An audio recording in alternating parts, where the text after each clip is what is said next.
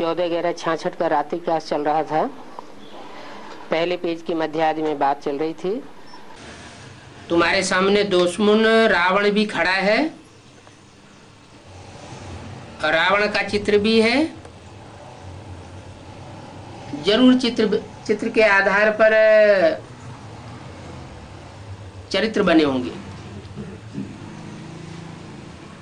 द्वापर युग में भी पहले चित्र बनते हैं या शास्त्र बनते हैं? पहले चित्र बनते हैं, बाद में शास्त्र बनते हैं। और चित्र कहाँ बनते हैं? मोस्टली सारे भारत में चित्र कहाँ बनते हैं?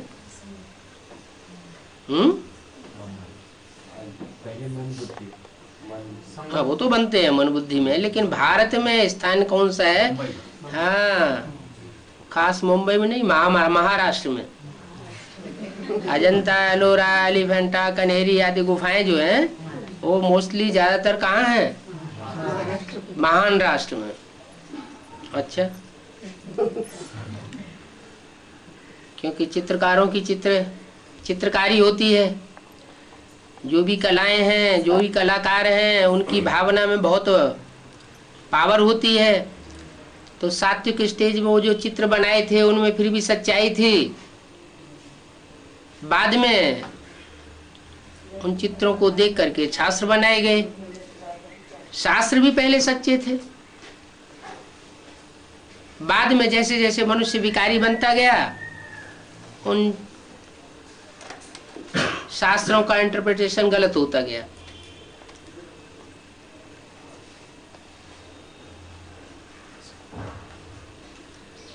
तो रावण का चित्र दिखाते हैं। वैसे भक्ति मार्ग वाले राजाओं का भी दिखावे, मगर उनका सारी दुनिया पर राज्य तो है नहीं। रावण का राज्य तो सारी दुनिया पर है, और जो भारतवासी राजाएं हुए हैं उनका राज्य सिर्फ भारत में ही हुआ है। इसलिए फर्क समझाया जाता है। क्या फर्क समझाया जाता है?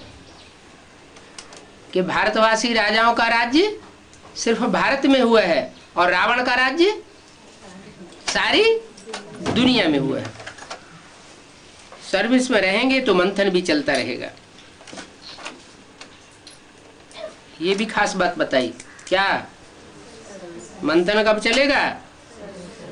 सर्विस में रहेंगे तो मंथन चलेगा। सर्विस फील्ड में नहीं रहेंगे तो मंथन नहीं चलेगा। क्यों?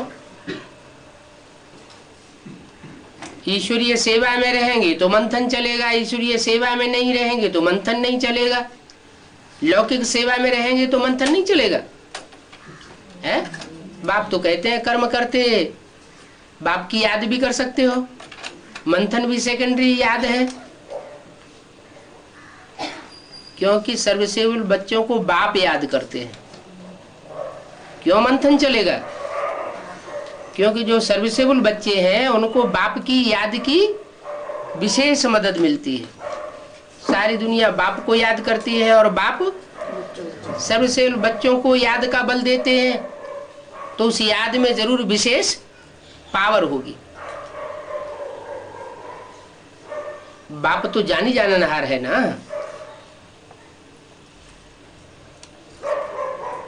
तो वो पावर बच्चों को मिल जाती है। मंथन करने की पावर कब मिलेगी? जब ईश्वरीय सेवा में लगे रहेंगे। जो जितनी जास्ती ईश्वरीय सेवा करेंगे उनका उतना ही ऊंच पद डिक्लेयर हो जाएगा। परमपिता परमात्मा शिव बाबा भगवान वाच, कृष्ण भगवान वाच नहीं। कौन भगवान वाच? परम पिता, परम पिता, पिताओं में सबसे बड़ा पिता, पिता पिता का भी पिता, माने एडम आदम का भी बाप। एडम आदम जो है वो धर्म पिताओं के भी बाप हैं, लेकिन उनका भी बाप सुप्रीम सोल परम पिता और परमात्मा, दोनों मिलकर के बनते हैं शिव बाबा। परम पिता शिव का नाम है और परमात्मा बाबा का नाम है। बाबा बनता ही तब है, ग्रैंडफादर बनता ही तब है जब वो निराकार ज्योति बिंदु साकार में प्रवेश करता है। परम धाम में ज्योति बिंदु है तो शिव है, बिंदी का नाम शिव है, और साकार में है तो बाबा है। तो शिव बाबा भगवान वाच, ये हर एक चित्र पर लिखा होना चाहिए। क्या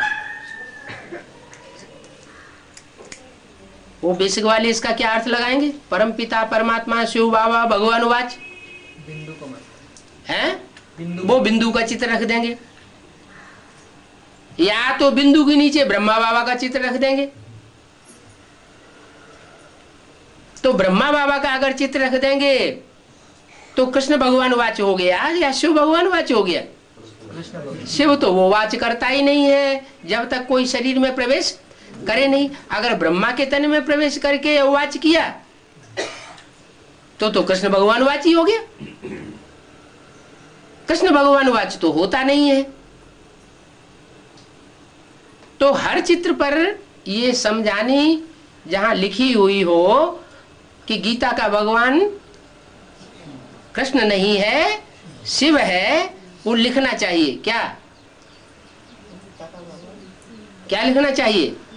परम पिता परमात्मा शिव भगवान वाच, तो बुद्धि चलेगी कि गीता का भगवान आखिर है कौन। तो फिर कुछ कह नहीं सकेंगे, जानेंगे कि हम कहते तो हैं कि गीता का भगवान कृष्ण नहीं है, लेकिन प्रैक्टिकल में हम कर क्या रहे हैं? गीता का भगवान कृष्ण दादा लेखराज को ही बनाए रहे हैं। अब कृष्ण की सोल सतयुग में जन्म लेती है, सतयुग में कृष्ण बनती है, वहां तो वाच करने की बात ही नहीं। शिव बाबा तो पतित तन में आते हैं। अगर ब्रह्मा का तन पतित है और उसमें शिव बाबा ने वाच किया तब तो कृष्ण भगवान वाच हो जाता है। तो ये गलती किसने की? शूटिंग पीरियड में भी गलती जिसने की, उनकी बुद्धि में देहधारी ब्रह्मा बैठा हुआ था। देहधारी ब्रह्मा बैठे होने के कारण उनकी बुद्धि का कंसंट्रेशन देहधारी पर चला गया। मुरलियों में लिखा होता था शिव बाबा याद है, और जिनका कंसंट्रेशन देहधारी के ऊपर था उन्होंने शिव बाबा से पहले क्या लिख दिया? पिता श्री शिव बाबा याद है। पिता के बाद श्री लगा हुआ है, इससे ही साबित होता है कि वो पिता बाद में श्रेष्ठ बनने वाला है, इस जन्म में श्रेष्ठ नहीं बनने वाला है। सतयुग में जाके जब जन्म लेगा राधा कृष्ण के रूप में, तब श्रेष्ठ बनेगी वो आत्मा। तो पिताश्री शब्द डालने से ही ये शूटिंग हो जाती है कि कृष्ण का नाम डाल दिया। शिव बाबा कौन हो गया? कृष्ण हो गया। तो ये हर एक चित्र पर लिखना चाहिए। अगर लिखा हुआ होगा तो फिर कुछ कह नहीं सकेंगे क्या कि ये शिव बाबा किसको मानते हैं। शिव बाबा जरूर कोई साकार होना चाहिए। कृष्ण उर्फ दादा लेखराज ब्रह्मा नहीं हो सकता। शिव निराकारी स्टेज वाला होना चाहिए, और वो निराकारी स्टेज वाला जो होगा वो बाप समान होगा। बाप समान होगा तो जो पहले बाप समान बनेगा उसी के साथ शिव का नाम मिला दिया जाएगा। 33 करोड़ देवताओं में से किसी के साथ शिव का नाम मिलाया नहीं जाता। किसके साथ मिलाया जाता है? शिव के साथ शंकर का नाम मिलाया जाता है।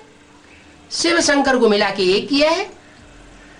क्यों किया है? आत्माएं तो अलग अलग है। शिव की आत्मा अलग है, शंकर की आत्मा अलग है। शिव परमात्मा ही नमः कहा जाता है, शंकर देवता कहा जाता है। देवताओं में बड़ा देवता कहा जाता है, महादेव कहते हैं। तो दो आत्माएं तो अलग अलग हैं, लेकिन जो महादेव कहा जाता है वो महादेव याद की ऐसी पराकाष्ठा को पहुंचता है कि शिव समान बन जाता है, बाप समान स्टेज को प्राप्त कर लेता है। इसलिए शिव के साथ शंकर का नाम जोड़ा जाता है। आजकल की जो कंपनियां हैं उनमें भी क्या करते हैं, एंड सन्स कंपनी लिखते हैं ना, बाप का नाम पहले। तो यहाँ भी ये नई दुनिया बनाने वाली कंपनी है, पतितों को पावन बनाने वाली कंपनी है। चित्र बनाने वालों को बहुत इन बातों का ख्याल रखना चाहिए। उल्टा सुल्टा लिखते हैं तो बाबा समझते हैं कुछ खामी है। बच्चों का मूड ठीक नहीं होगा तो उल्टा सुल्टा लिखेंगे। हर एक बात में सुधार लाना चाहिए। क्या रिफाइनिंग करते रहना चाहिए। ऐसे नहीं कि हमारी गीता एक ही है बंधी हुई, नहीं, हमारी गीता में तो अल्टरनेशन करेक्शन होता ही रहता है। बेहद का बाप आए ही है नई दुनिया बनाने के लिए, नई दुनिया बनाने के लिए आए हैं तो पुरानेपन को चेंज करेंगे ना, कि पुरानापन ही चलता रहेगा? नहीं, श्रीमत पर नहीं चलेंगे, खड़े नहीं होंगे। अगर श्रीमत पर चलेंगे तो पुरुषार्थ में खड़े रहेंगे, नहीं तो क्या होगा, गिर पड़ेंगे, क्योंकि पद कम हो जाता है। सर्विस कितनी भी करो, लेकिन क्या नहीं होना चाहिए, अहंकार नहीं होना चाहिए कि मैंने सेवा की। अरे मैं तो तमो प्रधान आत्मा हूं, मैं आत्मा कलयुग के अंत में 84 जन्म लेकर के तमो प्रधान बनी हुई, मैं सेवा कैसे करूंगी? तमो प्रधान आत्मा तो जो भी करेगी क्या करेगी, डिसर्विस ही करेगी। कामी क्रोधी लोभी मोही अहंकारी क्या करेगा, डिसर्विस ही करेगा। तो अपना अहंकार नहीं आना चाहिए, अपने अंदर निरहंकारीपना होना चाहिए कि बाप मेरे द्वारा सेवा कराते हैं। सर्विस करके अपना ही कल्याण करते हैं। अगर हमने सर्विस की भी है, बाप ने मुझे निमित्त बनाया भी है, तो कल्याण किसका होगा, बाप का कल्याण होगा क्या, मेरा ही कल्याण होता है। मैं जास्ती सर्विस करता हूं, ये अहंकार आने से गिर पड़ेंगे। बाप कितना निरहंकारी है, बच्चों को देखना चाहिए, सब पर रहम करते हैं। क्या कहा, निरहंकारी की निशानी क्या बताई है, उनका कोई दुश्मन नहीं है। निरहंकारी, निराकारी, निर्विकारी। जब उनका कोई दुश्मन नहीं है तो सबके ऊपर रहम करते हैं। तो हमको भी क्या करना चाहिए, सबके ऊपर रहम। हमारा कोई दुश्मन नहीं है, सब आत्मा आत्मा भाई, सब अपना पार्ट बजाए रहे हैं। जो जैसा पार्ट बजाता है वो अपने लिए बजाता है। हमें किसी के प्रति देह में बुखार नहीं आना चाहिए, मन के अंदर बुखार नहीं आना चाहिए। वैश्यों, गणिकाओं, भीलनियों, सब का आकर के उद्धार करते हैं। बाप आकर देखते हैं कि इसकी चलन कैसी है, ये व्यभिचारिणी है, वैश्या है, नहीं, बाप की बुद्धि में आता है वैश्या को देख करके नफरत आती है क्या, नहीं। बाप तो जानते हैं मेरा काम ही है क्या, पतितों को पावर होना। तो बच्चों का भी काम क्या होना चाहिए, ऐसे नहीं कि ये वैश्य है, ये पतित है, ये गिरी हुई है, ये धोखा दे सकती है। अरे धोखा भी देगी तो अपना भाग्य खराब करेगी, हमें क्या, हमें तो सेवा करनी है। तो बच्चों को अहंकार नहीं आना चाहिए। आकर के गणिकाओं की भी सेवा करते हैं। गणिकाएं क्या करती है, गणिका माने गीत गाने वाली। गीत गाती हैं किसके, भगवान के गीत गाती हैं, और रहती किसके साथ है, सारंगी तबला बजाने वालों के साथ। ता ता धिन्ना, सुर में सुर उनके बिलाए देते हैं। वैश्या के साथ जो रहते हैं ना, वो सुरताल मिलाने वाले होते हैं। जो कहा, हाँ बहुत अच्छा कहा, बहुत अच्छा कहा, और उसके पीछे लगे रहेंगे। तो ऐसी सुरतार मिलाने वाले जो होते हैं उनको भी गणिकाएं जो है क्या करती हैं, उनको ही अपने साथ रखती हैं। उनको अगर कोई विरोध करेगा कि तुम ये ठीक काम नहीं करती हो, तो उनको अपने साथ नहीं रखेगी। ऐसी वैश्याओं के ऊपर भी बाप आकर के रहम करते हैं। क्या ये तो धोखा देना हुआ ना है? गीत गाना भगवान के, पब्लिक के सामने गीत किसके गाए, महिमा किसकी की, भगवान की महिमा की, और रहना किसके साथ, सुरताल मिलाने वालों के साथ। तो कोई और आदमी होगा तो नाराज हो जाएगा, ये क्या करती है, ये तो बहुत धोखेबाज है। शुरू में हाँ, तो वैश्याओं, गणिकाओं, भीलनियों, भीलनी किसको कहा जाता है, भीलनी कहा जाता है शूद्राणी को। क्या, जो नीच जाति के होते हैं ना, वर्ण शंकर भी होते रहते हैं, उनको कहा जाता है भीलनी। भीलनी कहो, भंगिनिया कहो। तो बाबा को भंगनिया याद आ गई। बोला शुरू में एक मेहतरानी आई थी। कौन आई थी, मेहतरानी। शुरू में कब की याद दिलाई है, यज्ञ के शुरुआत की। जब सत्संग शुरू हुआ तो एक मेहतरानी आई। अच्छा, जो आदि में आई सो अंत में एडवांस में भी आई होगी। आदि में आई मेहतरानी, मच्छियों वाले भी आए थे, मछली पकड़ने वाले भी आए, और मेहतरानी भी आई। फिर वो सर्विस छोड़ होटल पर जाए बर्तन मांजते हैं।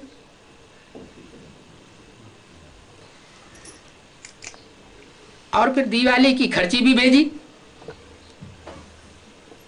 होटल पे जाके सेवा की। किसने, बिलनी माना भंगिनिया ने भी, और मच्छी मारने वालों ने भी। दिवाली की खर्ची भी बाबा के लिए भेजी। आगे चल करके देखेंगे, ऐसे आवेंगे जो सन्यासियों को भी बैठ करके ज्ञान देंगे। सन्यासी तो पवित्र होते हैं, पवित्र होने के कारण उनकी बुद्धि तो बहुत तीखी होती है। ढेर सारे उनके चेले बन जाते हैं, बुद्धि की तीव्रता के ऊपर फिदा हो जाते हैं। बाप कहते हैं आगे चल करके ये पता चलेगा क्या, कि ऐसी ऐसी भीलनियां और ऐसी ऐसी मच्छी मारने वाले भी ऐसे ऐसे सन्यासियों की सेवा करेंगे। माना भगवान के संपर्क में आने वाली भीलनी ही क्यों न हो, भंगिनी ही क्यों न हो, अगर थोड़े समय भी उसने अपनी बुद्धि को परमात्मा के प्रति अर्पण किया, मच्छी मारने वाला ही क्यों न हो, थोड़े समय भी अगर ईश्वर के प्रति अपनी बुद्धि को दान करता है, बुद्धि को परमात्मा की तरफ लगाता है, परमात्मा की तरह चलता है, उसकी मत पर चलता है, तो वो ज्यादा श्रेष्ठ हो जाता है। किनसे, उन सन्यासियों के मुकाबले जो भगवान को जानते ही नहीं। ऐसे सन्यासियों को ऐसी पतित गिरी हुई आत्माएं भी बैठ करके ज्ञान सुनावेंगे। अभी तो माया अच्छे अच्छे को अहंकार में ले आती है। क्या कहा, अच्छे को अहंकार में। उन भीलनियों की, उन मच्छी में आने वालों की तो बात ही छोड़ दो, गणिकाओं की, वैश्याओं की तो बात ही छोड़ दो, लेकिन जो अच्छे अच्छे हैं उनको भी अहंकार में ले आती है। बाबा जानते हैं कैसे कैसे गिर पड़ते हैं। पर तो मुश्किल ही कोई उठते हैं। बच्चों की चलन से ही दिखाई पड़ जाता है कि ये कम काम करते हैं। मेहनत सारी इसी में है, याद नहीं कर सकते हैं तो उनसे फिर इतनी अच्छी सर्विस नहीं होती है। सारी मेहनत किसमें बताई,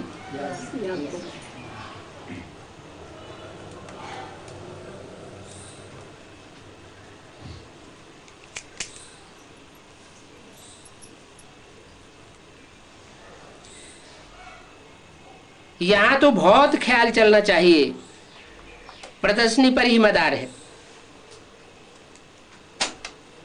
क्या जो प्रदर्शनी दिखाते हैं, बेसिक नॉलेज में जड़ चित्रों की प्रदर्शनी दिखाते थे, एडवांस नॉलेज में कौन सी प्रदर्शनी तैयार करने के लिए बोला? चैतन्य चित्रों की प्रदर्शनी तैयार करने के बोला। माना पहले अपने ऊपर ध्यान देना है। जड़ चित्रों की प्रदर्शनी वो तो बाहर बुद्धि चली जाती है, और चैतन्य चित्र की प्रदर्शनी में सबसे पहले खुद के अपना चेहरा आ जाता है। क्यों? क्योंकि हमारा लक्ष्य क्या है? नर से नारायण बनना। तो जब हमारा ही लक्ष्य है नर से नारायण बनना, तो पहले हम नारायण बन करके दिखाएं। हम नारायण बनेंगे तो जो भी देखेंगे उनके ऊपर स्वतः ही क्या असर पड़ेगा कि हम भी ऐसे बने। क्योंकि नारायण की कोई ग्लानि संसार में नहीं है, और देवताओं की ग्लानि है, नारायण की कोई ग्लानि नहीं। तो हम अगर ऐसे नारायण जैसे बन जाएंगे तो हमको कोई दुख देने वाला होगा ही नहीं, और हम किसी को दुख देने वाले हो नहीं सकते। तो सारा मदार प्रदर्शनी पर है। ऐसा चित्र तैयार करना है। ये सब नक्शे हैं। क्या ये जो चित्र बनाए हैं ये सब क्या है? नक्शे हैं, भांति भांति के नक्शे हैं। नारायण का चित्र न मिले लक्ष्मी से, लक्ष्मी का चित्र न मिले जगदम्बा से। चित्र तो अलग अलग है ना। बिना नक्शों को कुछ भी समझ नहीं सकते। क्या कहा? दुनिया वाले भी कब समझेंगे? जब ये चैतन्य नक्शे तैयार हो जाएंगे। कहते हैं ना बड़ा नक्शेबाज है। तो नक्शा बनाएगा तो नक्शेबाज होगा। वो चैतन्य चित्र संसार में प्रत्यक्ष होंगे, अपना शो करेंगे, तो दुनिया भी उन बातों को, ज्ञान की बातों को समझेगी। प्रोजेक्टर में भी कुछ समझ नहीं सकते। क्या प्रोजेक्टर क्या होता है? जड़ चित्र होता है, बोलता चालता नहीं है।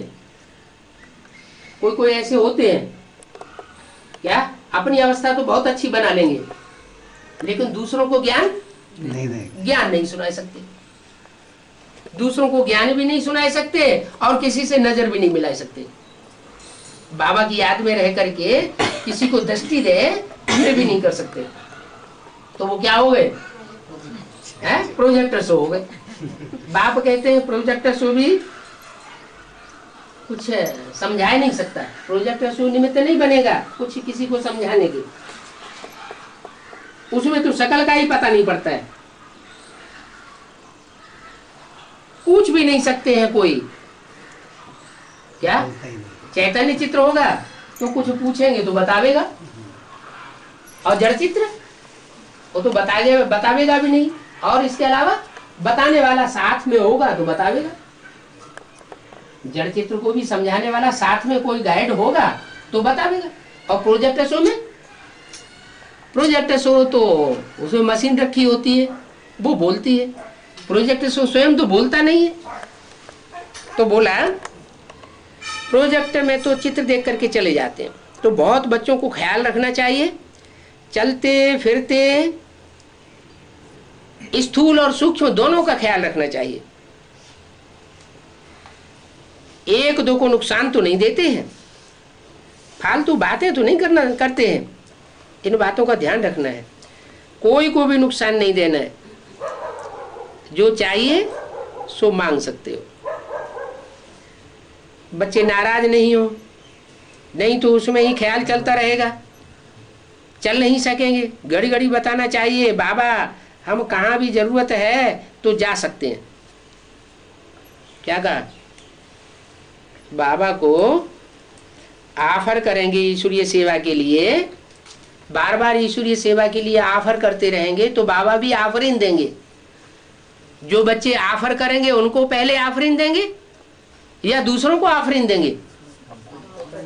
जो खुद ऑफर करेंगे उनको ऑफरिंग देंगे। तो बाबा के ख्याल में भी रहेगा। इसलिए बच्चों को हर बात में सर्विसेबल होना चाहिए, फरमान बरदार वफादार होना चाहिए। क्या? जो फरमान करे वो फरमान को मानने वाला बच्चा हो। और वफादार होता है पति पत्नी के संबंध में पत्नी कैसी होनी चाहिए? वफादार होना चाहिए। जो पति के प्रति दिल खोल करके रख सके वो दिल किसी और के सामने खोल करके न रखे। बच्चों को भी मदद करनी है। क्या? किसकी मदद करनी है? बच्चों को बाप की मदद करनी है। प्रदर्शनी में भी राजाई पानी है, हैं? प्रदर्शनी से राजाई मिल सकती है? प्रदर्शनी से प्रजा निकलती है या राजाई मिलेगी? प्रजा निकलेगी। तो प्रजा निकलेगी तो राजाई कैसे मिलेगी? है प्रजा बनने से राजा बनने। अरे ये बताया कि प्रजा तो लाखों की तादाद में जब निकलती है तब कोई राजा बनता है। प्रदर्शनी ने जो सुनाते हैं उस प्रदर्शनी से प्रजा निकलती है। तो ढेर सारी अगर जिसने किसी ने प्रदर्शनी सुनाई होगी और लाखों प्रजा निकाली होगी तो वो राजा, जब लाखों प्रजा निकलेगी तो वो राजा बन जाएगा।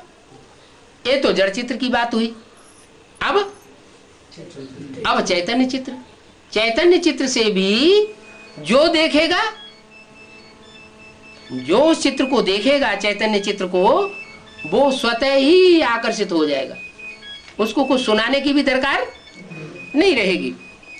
तो बोला प्रदर्शनी से भी राजाई मिल सकती है, कोई कम बात है क्या?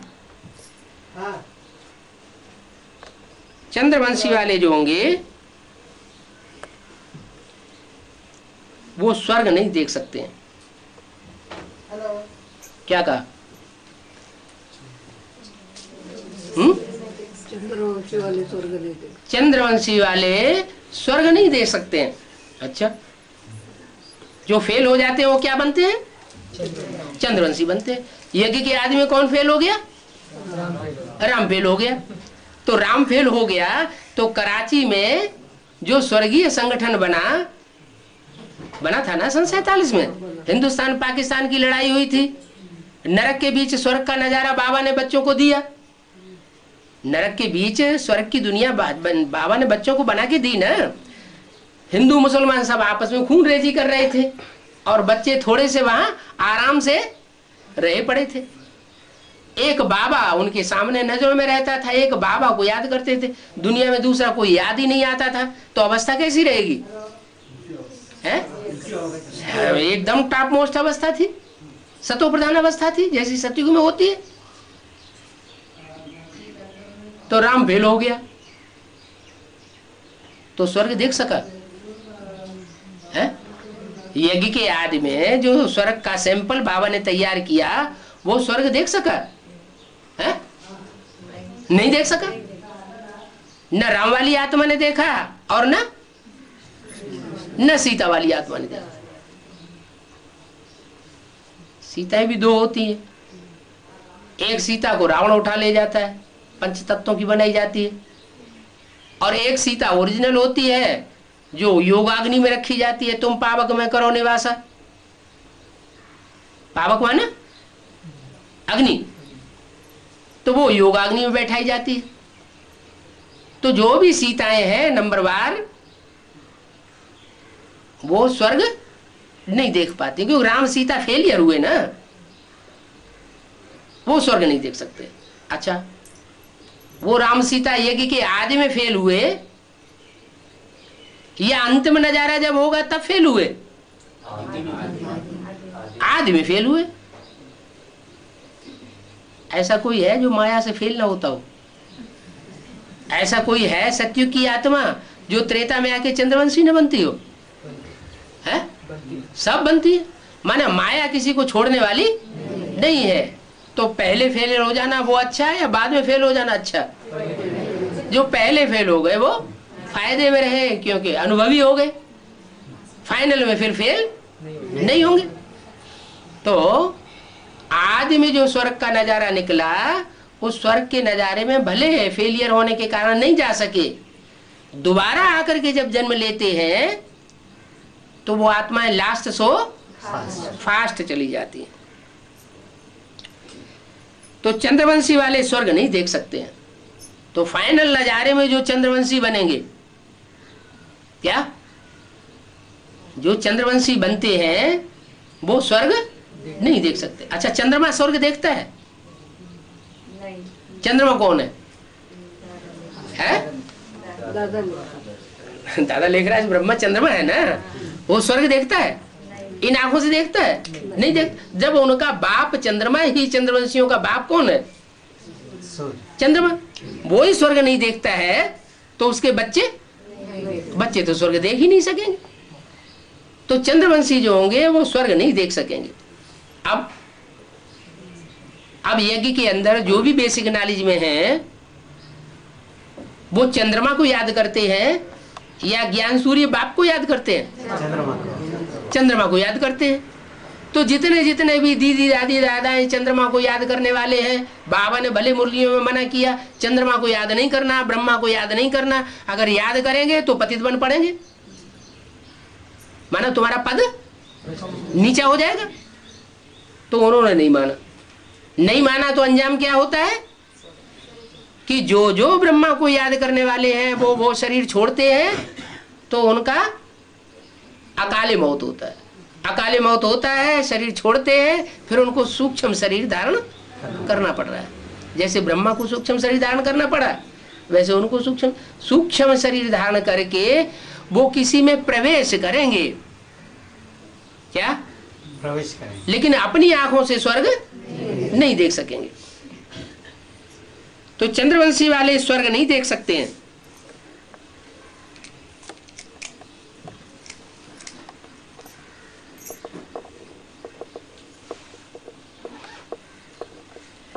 कम पढ़ाई है तो सतयुग में जा ही नहीं सकते, क्योंकि बाबा जो सतयुग की बात करते हैं वो 16 कला संपूर्ण सतयुग की बात करेंगे, माना उससे भी ऊंची कोटि का जो संगम युगी स्वर्ग है उसकी बात करते हैं।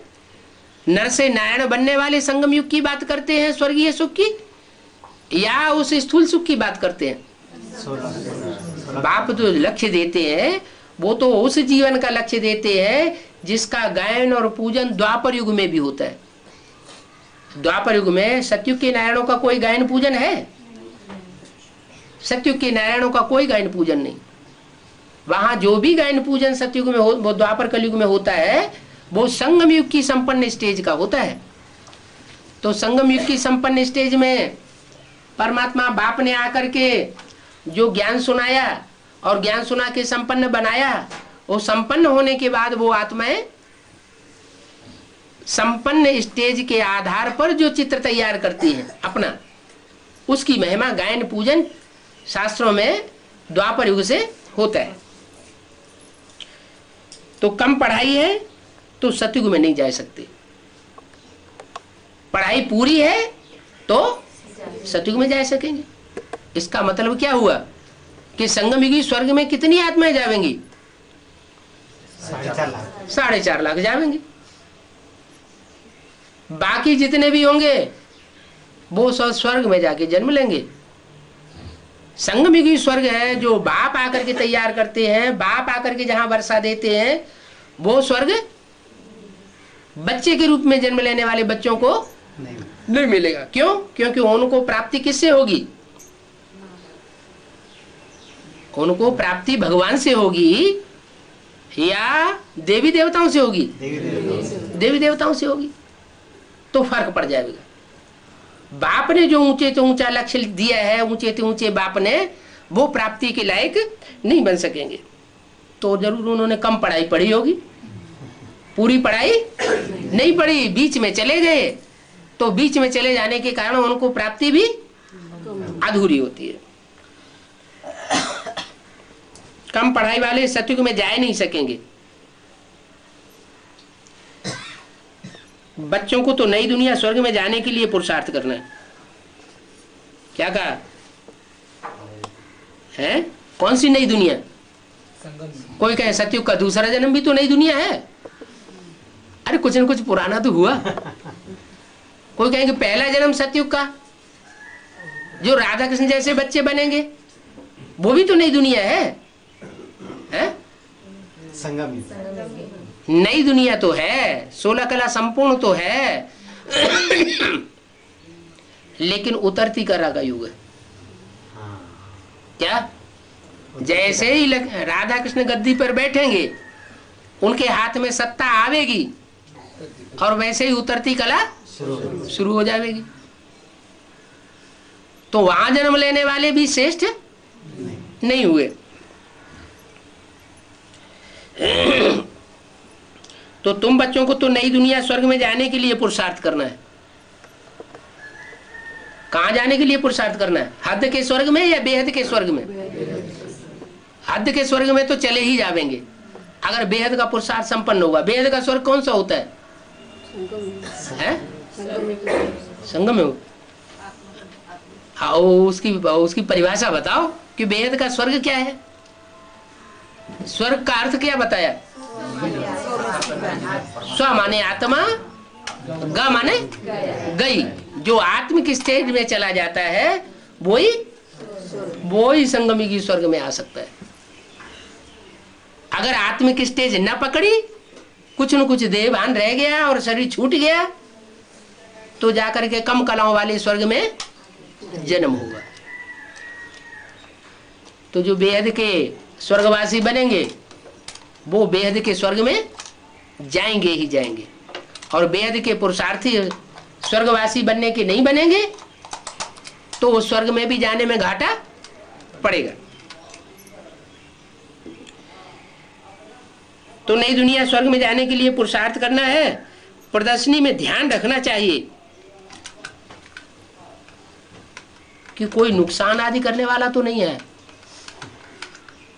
क्या कोई प्रदर्शनी में ऐसे घुस पड़ते हैं कि चित्रों की तोड़फोड़ कर देते हैं? क्या करते हैं कि नहीं? आर्य समाजी वगैरह घुस पड़े। बेसिक नॉलेज में जब चित्रों की प्रदर्शनी दिखाई जा रही थी तो उन्होंने चित्रों में आग ही लगा दी। तो क्या ध्यान रखना पड़े कि चित्रों को कोई नुकसान न पहुंचा दे। अच्छा, वो तो जड़ चित्रों की बात हुई। या फिर चैतन्य चित्रों की बात है। नंबरवार चैतन्य चित्र संसार में प्रत्यक्ष होंगे। पहले ब्राह्मणों की दुनिया में प्रत्यक्ष होते हैं।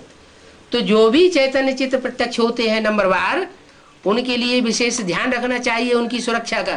क्या कि उनको कोई नुकसान न पहुंचा दे।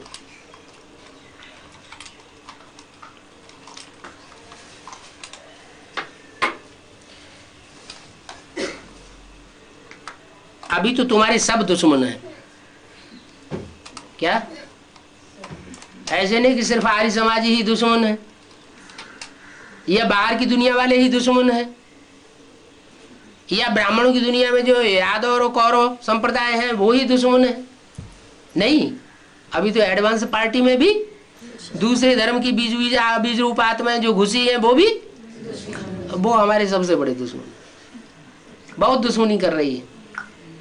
देखो, बेसिक नॉलेज में एडवांस पार्टी का बेसिक नॉलेज वाले कुछ भी नहीं बिगाड़ सके। 77 से एडवांस पार्टी शुरू हुई और तब से लेकर के 98 तक, 77 में संपूर्णता वर्ष और 98 तक कितने साल हुए? 20 साल, 21 साल। 21 सालों में तुम्हारा कोई बाल बांका नहीं कर सका। और 98 में अगर किसी ने बिगाड़ किया तो अंदर वाले ने किया या बाहर वाले ने किया? अंदर की एडवांस पार्टी वाले ही दुश्मन बन गए।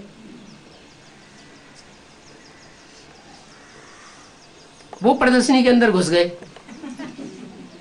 तो इस बात का ध्यान रखना है कि कोई ऐसे तो नहीं घुस गए, सब तुम्हारे दुश्मन हैं, अंदर वाले भी बाहर वाले भी। तो बहुत ध्यान रखना पड़ेगा, फिर बाद में सारे ही मित्र बन जाएंगे। क्या बोला? सारी दुनिया तुम्हारा दुश्मन बनेगी लेकिन बाप को नहीं भूलना। ये है सब। क्या भले दुश्मन बनती रहे, हम समझेंगे हमारा दुश्मन कोई है ही नहीं। जब बाप हमारा मित्र है तो सब आत्मा हमारे भाई है। सो साहब अपना अपना हिसाब किताब पूरा कर रहे हैं। रेशर जनों के हिसाब किताब तो है ना। क्या हिसाब किताब है?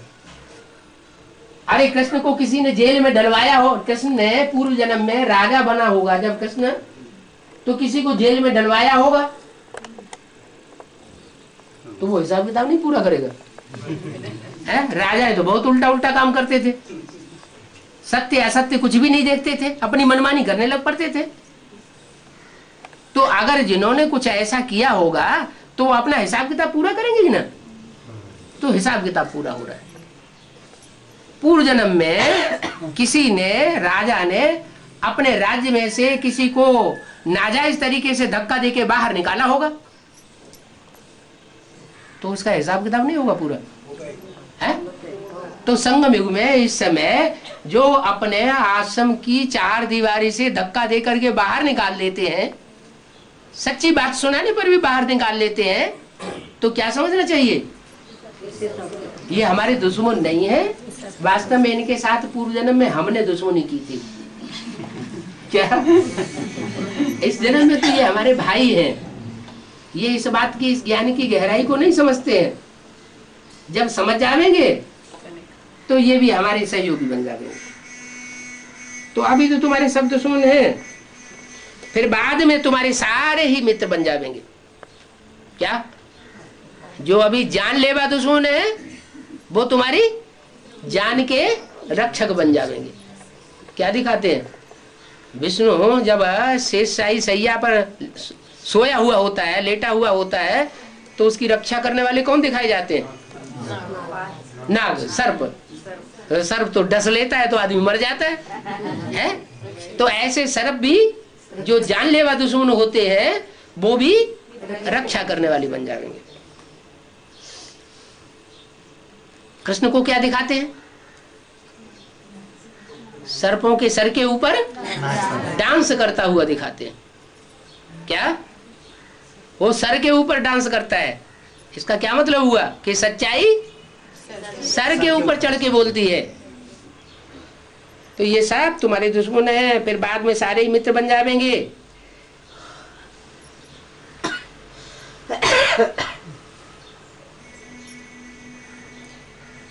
देखेंगे कि अच्छा अच्छा ज्ञान सुनाते हैं तो भक्ति मार्ग वालों का ज्ञान सुनना बंद कर देंगे। भक्ति मार्ग में लोग चलना ही बंद कर देंगे। भक्ति कहां से आती है, रावण से भक्ति आती है। तो समझ जाएंगे ये भक्ति हमारे लिए नुकसानदायक है, हम गलत रास्ते पर है। ये जो सच्चा ज्ञान सुनाती है यही सच्चाई है, इसी रास्ते पर चलना चाहिए। जब भक्ति मार्ग में चलना बंद कर देते हैं तो जिनको समझ में नहीं आता है वो फिर तुम्हारे दुश्मन बनते हैं। तुम्हारे दुश्मन बनते हैं। बाप समझाते हैं कि ऐसे ही तो ज्ञान में आकर विघ्न पड़ेंगे। मैं जो हूं, जैसा हूं, कोई भी नहीं जानते।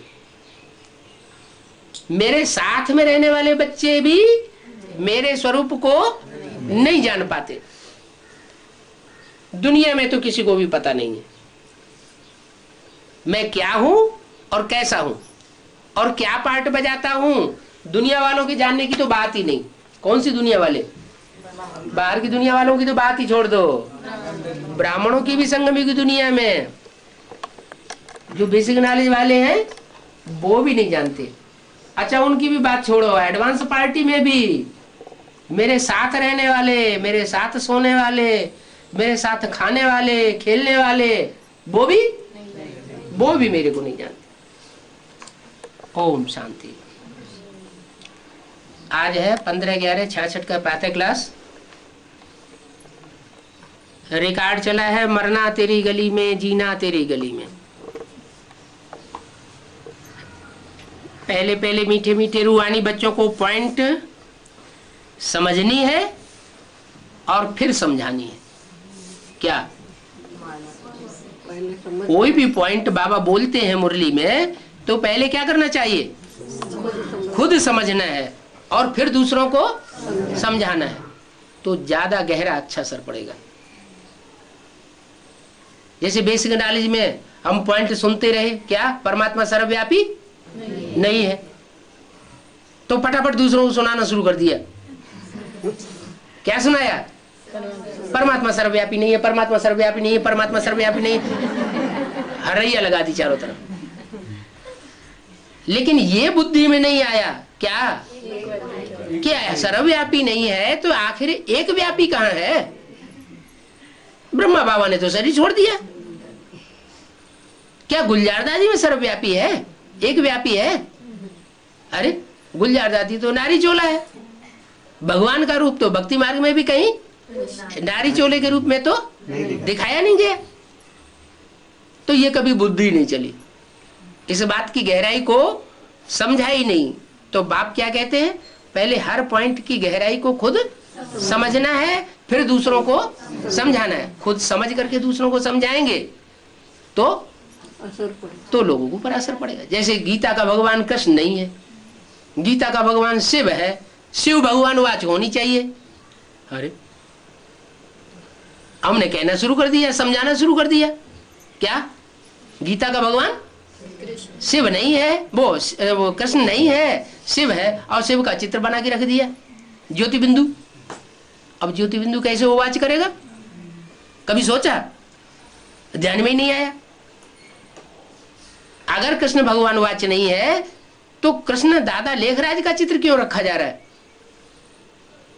जो कृष्ण दादा लेखराज का चित्र ही रख रहे हैं, ऊपर शिव और नीचे दादा लेखराज कृष्ण का चित्र रख देते हैं, इसके मतलब क्या साबित करना चाहते हैं? कृष्ण भगवान वाच साबित करना चाहते हैं। ये भी तो रंग हो गया। तो जब हम खुद ही रंग समझे हुए हैं तो दुनिया हमारी बात को कैसे मान लेगी? क्या कि गीता का भगवान कृष्ण नहीं? आज तक दुनिया के लोगों ने, भक्ति मार्ग के लोगों ने इस बात को स्वीकार किया क्या कि गीता का भगवान कृष्ण नहीं है? तो जब हम खुद ही गहराई तक नहीं समझे हुए हैं, 100% बात की गहराई को नहीं समझा है, तो हम दूसरों को भी समझाने लायक नहीं बन सकते। पहले पहले मुख्य समझानी किस बात की देनी है? पहले पहले क्या समझना है? बाप को समझना है। बाप को अगर पूरा समझ लिया है तो हम दूसरों को भी बाप की समझानी दे सकते हैं। क्या समझना है बाप के बारे में? कि बाप बिंदु है। अरे बुद्धि में तो आना चाहिए बाप बिंदु है, और सारी दुनिया में जो भी मनुष्य आत्माएं हैं, ये कीड़े पशु पक्षी पतंगे आदि आत्माएं हैं, वो बिंदु नहीं है, वो भी तो बिंदु है। तो बाप बिंदु और सब कीड़े पशु पक्षी और मनुष्य सब बिंदु, तो फिर अंतर क्या हुआ? फिर बाप को ऊंचते ऊंच कैसे कहें? कहेंगे कि बिंदु सबसे ऊपर रहता है परम धाम में, सबसे ज्यादा ऊपर रहता है। तो हमारी इतना ऊपर रहता है कि हमारी बुद्धि उस परम धाम में ऊपर उसको याद करने में पहुंचती नहीं।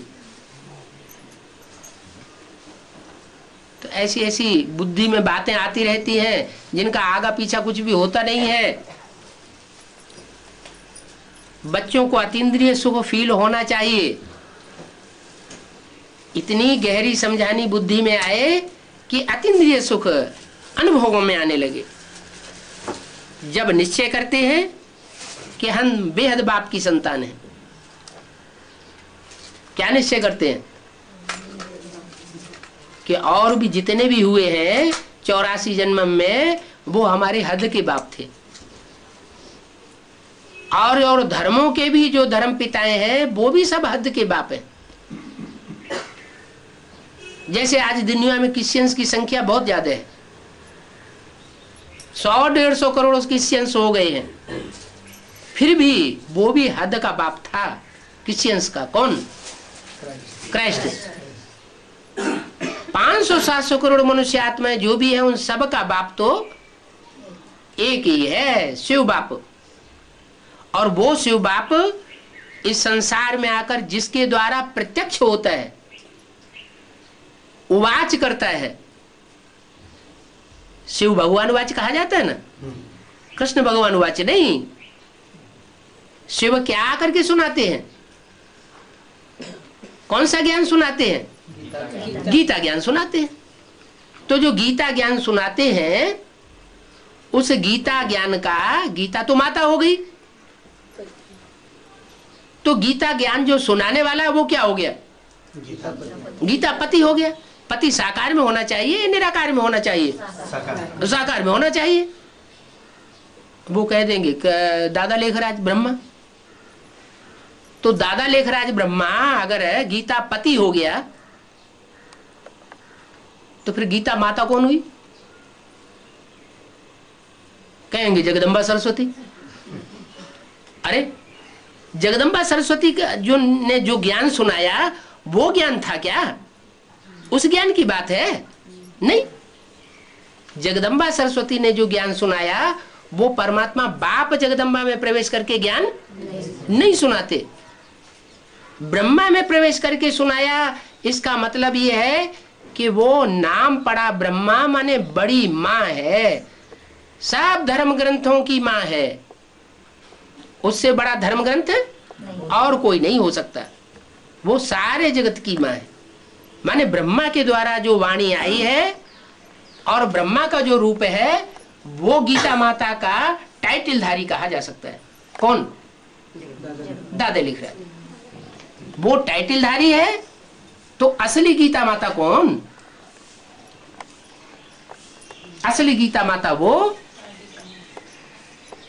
दादा लेखराज ब्रह्मा ने जिसके द्वारा अपने साक्षात्कारों का अर्थ सुना, समझा नहीं, सुना।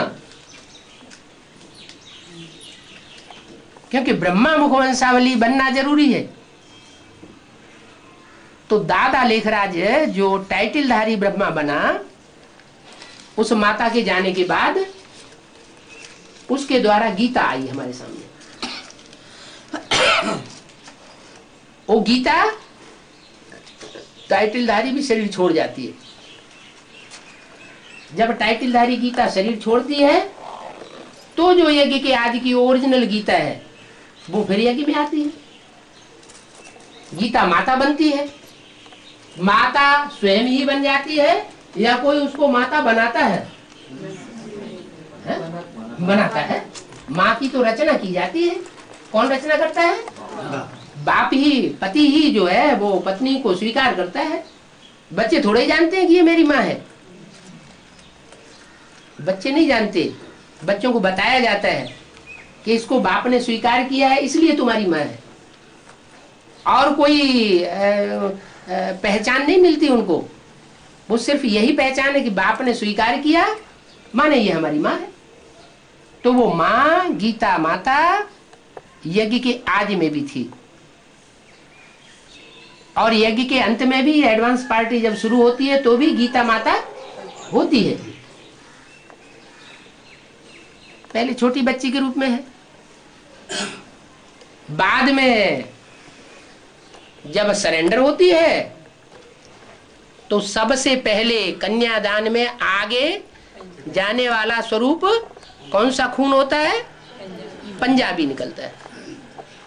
इसलिए बोला कन्यादान में पंजाब की धरणी आगे चली गई। अरे सन 83 में ही कन्यादान हुआ पंजाबियों के द्वारा। उससे पहले कोई कन्याएं यज्ञ में अर्पण ही नहीं हुई है? नहीं हुई। अरे चंद्रमणि दादी वगैरह ये सब का पंजाब की नहीं थी क्या? और ढेर सारी जो बेसिक नॉलेज में कन्याएं अर्पण हुई बैठी है तो वो सरेंडर नहीं हुई थी क्या? फिर हाँ सरेंडर तो हुई लेकिन वो माँ के प्रति सरेंडर हुई थी है? वो भी टाइटलधारी माँ के प्रति सरेंडर हुई थी। बाप को पहचाना ही नहीं तो फिर सरेंडर होने की तो बात ही नहीं। बाप का प्रत्यक्षता वर्ष मनाया ही जाता है सन 76। सन 36 में बाप प्रत्यक्ष हुआ ही नहीं था। आत्मा आती है, गर्भ में प्रवेश करती है तो उसे प्रत्यक्षता रूपी जन्म कह सकते हैं क्या? है?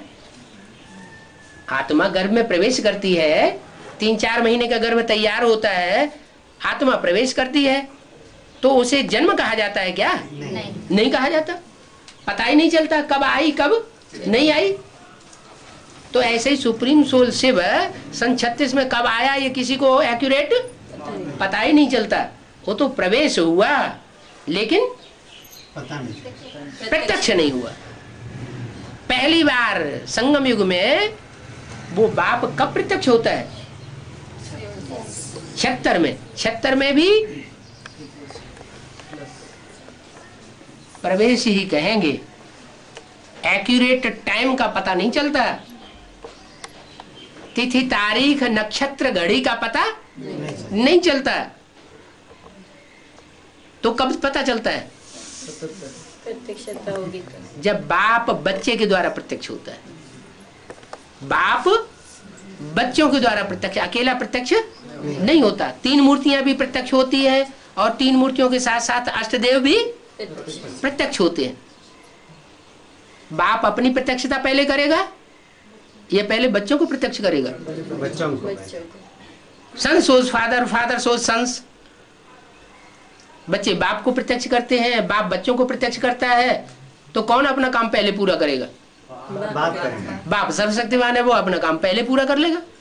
बच्चे भले ढेर सारे हैं लेकिन नंबरवार बच्चे हैं, इसलिए वो पहले बाप को प्रत्यक्ष नहीं कर सकते। तो बाप छुपा रुस्तम बन करके अंत तक गुप्त रहता है और पहले बच्चों को प्रत्यक्ष करता है। जब बच्चों के द्वारा बाप की प्रत्यक्षता होती है तो असली प्रत्यक्षता हो जाती है, लेकिन उसकी शुरुआत होती है कब? 76 से। 76 है ब्राह्मणों की संगम की दुनिया में रात्रि के 12 बजे का समय। कौन पहचानते हैं बाप को? स्वदेशी या विदेशी? विदेशी बाप को पहले पहचानते हैं। तो जब पहचानते हैं, उनकी बुद्धि तीखी होती है ना, तो तीक्ष्ण बुद्धि के कारण वो समझ लेते हैं कि दुनिया में सूर्य का उदय रात के 12 बजे से ही होने लगता है। क्या? भले सुबह 5 बजे 4 बजे सूर्य दिखाई नहीं पड़ता है, लेकिन उदय तो हो चुका होता है ना। उदय होना कब से शुरू होता? पृथ्वी के दूसरी तरफ चला गया सूर्य, तो घोर अंधेरा हो गया। अब दूसरी तरफ से इस तरफ उठना शुरू हुआ, उदित होना शुरू हुआ। तो जब से शुरू हुआ तभी से दिन की शुरुआत कहना चाहिए ना, भले दिखाई नहीं पड़ता है। बहुत से वाक्य ऐसे होते हैं कि सूर्य निकलता है, बादल आ जाते हैं सामने, सूर्य उदय नहीं दिखाई पड़ता। तो क्या सूर्य उदय हुआ नहीं? उदय तो हुआ, उसकी किरणों का प्रभाव नहीं पड़ता। जो किरणें हैं वो सन्मुख नहीं आती। तो भारतवासी कब मानते हैं? जब सूर्य देखने में आता है। और विदेशियों का तीसरा नेत्र ज्यादा तीखा होता है, बुद्धि बहुत तीखी होती है। तो बुद्धि की तीक्ष्णता के आधार पर उन्होंने दिन की शुरुआत रात के 12 बजे मानते हैं। ये संगम युग से कनेक्टेड बात है। संगम युग में ही विदेशी आत्माओं ने, जो दूसरे धर्म के बीज हैं, मूल बीज, उन्होंने बाप को पहचान लिया। इसलिए बाप का प्रत्यक्षता वर्ष सन 76 मनाया गया। तो सन 76 हुआ बाप का प्रत्यक्षता वर्ष, और 77 को बनाया गया संपूर्णता वर्ष। क्या? संपूर्णता वर्ष। उसके बाद और आत्माएं एडवांस पार्टी की निकलना शुरू होती है। तो जब निश्चय करते हैं कि हम बेहद बाप की संतान हैं, तो बच्चे बनते हैं। बस एक ही बात सुनो जिससे कि प्राप्ति होती है। तुम जानते हो, हम जो अपने को ब्रह्मा कुमार कुमारियां कहलाते हैं, वो है ही नई रचना। तो पहले सबको ये निश्चय कराना है कि यह तुम्हारा बाप है। हम खुद भी निश्चय करें कि जब संगम युग चलता है तो ब्रह्मा बाप भी होना चाहिए। चाहे ब्रह्मा बाप हो, चाहे प्रजापिता ब्रह्मा हो, होना जरूर चाहिए। ब्रह्मा सूक्ष्म वतनवासी बन सकता है, लेकिन प्रजापिता ब्रह्मा सूक्ष्म वतनवासी नहीं बन सकता।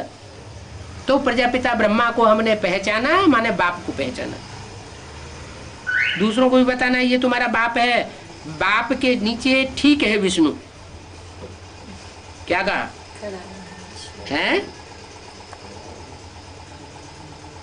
क्या बोला? बाप के नीचे ठीक है। बाप के नीचे ठीक है विष्णु, और विष्णु के नीचे ब्रह्मा। तो इस मुरली के महावाक्य से क्या साबित हो गया कि त्रिमूर्ति जो है, जो सूक्ष्म वतन में 3 पुरियों में त्रिमूर्ति दिखाई गई है, उनमें बाप कौन हुआ? शंकर जो विष्णु के ऊपर जो मूर्ति दिखाई गई है वही बाप हुआ ना। महादेव जो देवताओं में बड़ा देवता माना जाता है, महान देवता माना जाता है, वही बाप हुआ। तो बाप के नीचे ठीक है विष्णु। बाबा ने त्रिमूर्ति की तरफ इशारा किया। क्या? त्रिमूर्ति जो 3 पुरियों में 3 देवताएं दिखाए गए, उनकी तरफ इशारा किया। ये है बाप से विष्णुपुरी का वर्षा। क्या? बाप से विष्णुपुरी है वर्षा। तो बाप ऊपर होना चाहिए, वर्षा ऊपर होना चाहिए? बाप बाप होना चाहिए ऊपर। तो बाप हुआ शिव शंकर भोलेनाथ, और विष्णु हुआ बाप का सही वर्षा। ओम शांति।